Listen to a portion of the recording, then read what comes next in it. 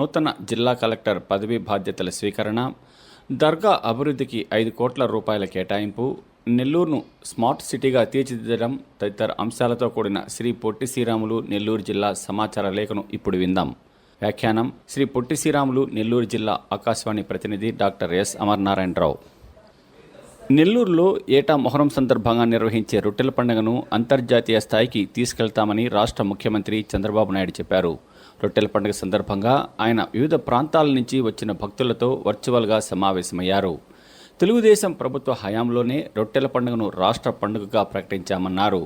రొట్టెల పండుగ జరిగే బారా షాహిద్ దర్గా అభివృద్ధి కోసం 5 కోట్ల రూపాయలను వెచ్చిస్తామన్నారు. గత ప్రభుత్వం ఖజానాను ఖాళీ చేసి తమకు ఇచ్చిందని, రాష్ట్ర ప్రభుత్వానికి ఆదాయం వచ్చేలా అందరూ రొట్టెలు పట్టుకోవాలని ఆయన భక్తులను కోరారు. ఏక్ పెడ్ మాకే నామ్ కార్యక్రమంతో పచ్చదనం మరింత వెల్లివిరుస్తుందని విక్రమసింహపురి విశ్వవిద్యాలయ రిజిస్ట్రార్ డాక్టర్ సునీత అన్నారు. వెంకటాచలం మండలం కాకుటూరులో విశ్వవిద్యాలయ జాతీయ సేవా పథకం విద్యార్థులతో మొక్కలు నాటించే కార్యక్రమాన్ని చేపట్టారు. ఈ సందర్భంగా ఆమె మాట్లాడుతూ, సృష్టిలో ఎంతో విలువైన అమ్మకు గుర్తుగా ఒక మొక్కను నాటి దానిని సంరక్షించాలని ప్రధానమంత్రి నరేంద్ర మోడీ పిలుపునిచ్చారన్నారు. గ్రామీణ ప్రాంతాల్లో కూడా ప్రజలకు ఈ పథకంపై అవగాహన కల్పించేందుకు విద్యార్థులు పర్యటించి మొక్కలను నాటించాలని కోరారు. కేంద్ర ప్రభుత్వ సహకారంతో నెల్లూరు నగరాన్ని స్మార్ట్ సిటీగా తీర్చిదిద్దుతామని రాష్ట్ర పురపాలక పట్టణాభివృద్ధి శాఖ మంత్రి డాక్టర్ పొంగూరు నారాయణ తెలిపారు.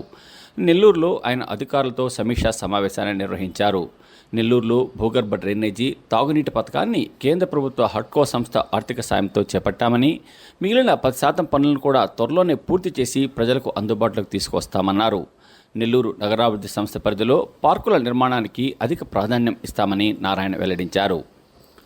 రాష్ట్రంలో ఆలయాల్లో నెలకొన్న అక్రమాలను అరికట్టేందుకు తిరుమల నుంచినే ప్రక్షాళన ప్రారంభిస్తామని రాష్ట్ర దేవాదాయ శాఖ మంత్రి ఆనం రామనారాయణ రెడ్డి చెప్పారు. నెల్లూరులో ఆయన దేవాదాయ శాఖ అధికారులతో సమీక్ష సమావేశాన్ని నిర్వహించారు. రాష్ట్రంలో ఎన్నో ప్రధాన ఆలయాలు ఉన్నాయని, భక్తులకు ఇబ్బంది లేకుండా సదుపాయాలు కల్పించేలా చర్యలు తీసుకుంటామన్నారు. ఆలయాల ఆస్తులు అన్యాక్రాంతం కాకుండా చూస్తామని ఆనం వెల్లడించారు. గత ప్రభుత్వ హయాంలో తమ శాఖకు చెందిన భూములను కొందరు అధికారులు నిబంధనలకు విరుద్ధంగా కేటాయించారని, వాటిని రద్దు చేసేందుకు చర్యలు తీసుకుంటామని ఆనం వెల్లడించారు. రాష్ట్రంలో ఆర్టీసీ బస్సులలో మహిళలకు ఉచిత ప్రయాణ సదుపాయాన్ని కల్పించే విషయంపై అన్ని కోణాల్లో అధ్యయనం చేస్తున్నామని రాష్ట్ర రవాణా క్రీడల శాఖ మంత్రి రాంప్రసాద్ రెడ్డి తెలిపారు. కావలిలో స్టేడియం నిర్మించాలని ప్రతిపాదించిన స్థలాన్ని స్థానిక ఎమ్మెల్యే కావ్య కృష్ణారెడ్డి క్రీడాశాఖ అధికారులతో కలిసి ఆయన పరిశీలించారు. ఇతర రాష్ట్రాల్లో మహిళలకు కల్పిస్తున్న ఉచిత ప్రయాణ సదుపాయానికి సంబంధించిన విధి విధానాలను పరిశీలిస్తున్నామన్నారు. త్వరలోనే ప్రభుత్వం దీనికి సంబంధించి మార్గదర్శకాలను విడుదల చేస్తుందని రాంప్రసాద్ రెడ్డి చెప్పారు. రాష్ట్రంలో జలాశయాలను మరింత పటిష్టం చేసేందుకు అవసరమైన చర్యలు తీసుకుంటున్నామని రాష్ట్ర జలవనరుల శాఖ మంత్రి డాక్టర్ నిర్మల రామానాయుడు తెలిపారు. మంత్రులు ఆనం రామనారాయణ రెడ్డి, డాక్టర్ పొంగూరు నారాయణలతో కలిసి ఆయన జిల్లాలోని సోమశిల, కండలేరు జలాశయాలు సందర్శించారు. జలవనరుల శాఖ అధికారులు, ఇంజనీర్లతో సమీక్ష సమావేశం నిర్వహించిన తర్వాత ఆయన మాట్లాడుతూ, 3 ఏళ్ల క్రితం వచ్చిన వరదలకు సోమశిల జలాశయ ఆఫ్రాన్ దెబ్బతిన్నా గత ప్రభుత్వం పట్టించుకోలేదన్నారు. మళ్లీ వరదలు వస్తే జలాశయానికే ప్రమాదం కలుగుతుందన్నారు. 2 నెలల్లో ఆఫ్రాన్ మరమ్మతు పనులను 60 కోట్ల రూపాయలతో చేపడతామని మంత్రి చెప్పారు. కండలేరు జలాశయ కట్టను కూడా పటిష్టం చేస్తామని, ఇందుకు ఇంజనీర్ల నుంచి నివేదిక కోరామన్నారు. జిల్లా నూతన కలెక్టర్గా ఓ ఆనంద్ పదవీ బాధ్యతలను చేపట్టారు.